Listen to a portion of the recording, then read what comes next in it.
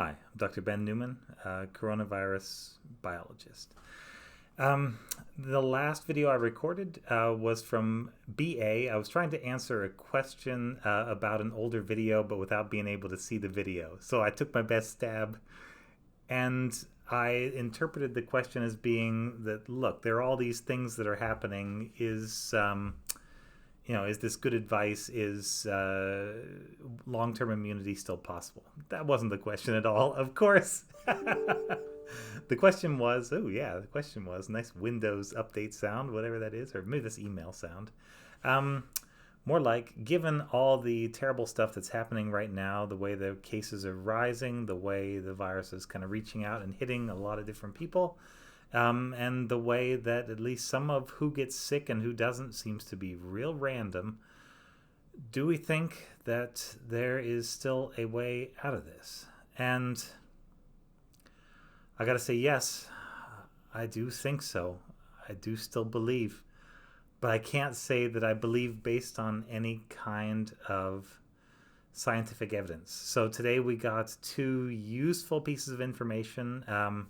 We found that the Pfizer vaccine is at least going up for the FDA, and if it works as well as their press release says it works, then I think it's probably going to be approved. It certainly looks fine on safety grounds, and it looks like it's providing at least short-term protection from infection, and that's a very good thing. So yeah, that's good. But of course, you've got all these people saying that they don't want a vaccine, they wouldn't take a vaccine. I don't know.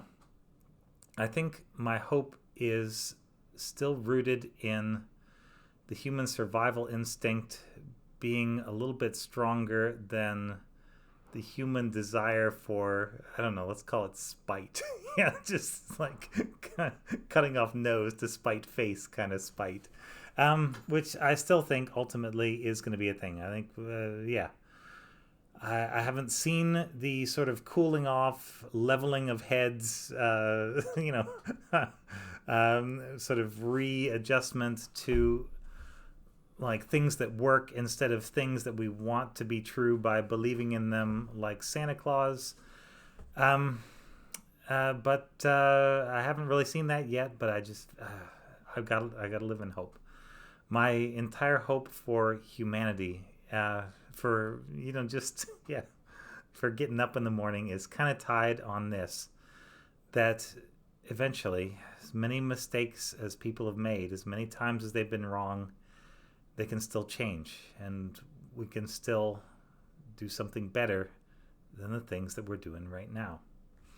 So that's the hope, but that's all it is. Normally, I would talk science. I would give you numbers, and the numbers all look real bad. Yeah, the science is showing that we're making tools. There was also apparently approval of a thing called a LAMP kit, which is a do-it-at-home test that will actually pick up little copies of the virus genome. Very neat.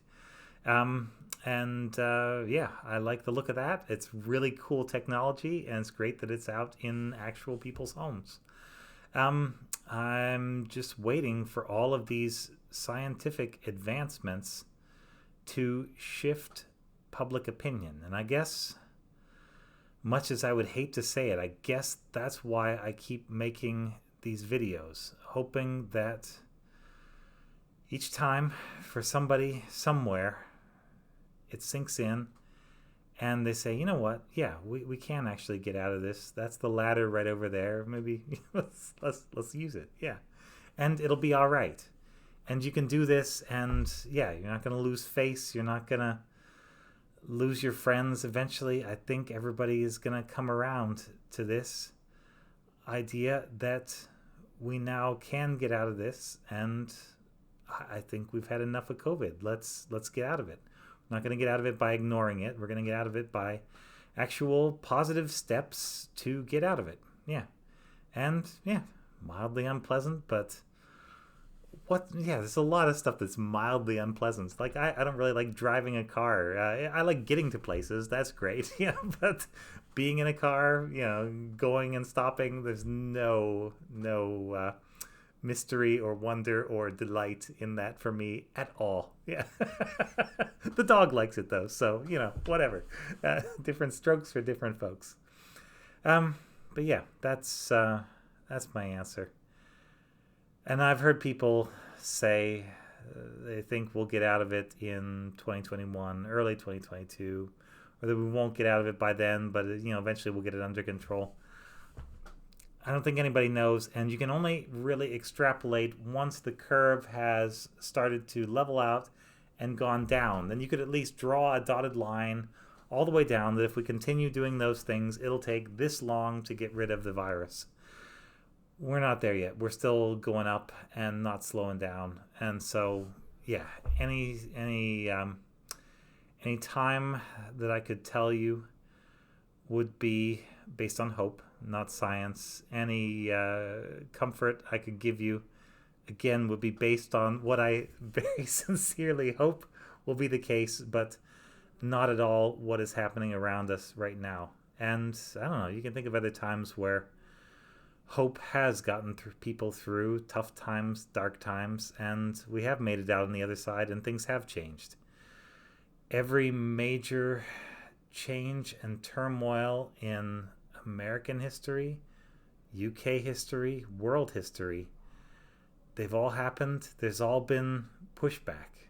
People don't just one day all decide, let's vote and do the right thing. It happens gradually. It happens in little bits. It happens against great opposition to change at first. And yeah, I'm just hoping that it happens. So there we go. That's our that's a better answer maybe, and also maybe a worse answer to your question. But that's how I feel anyway. So there we go. Enough about feelings.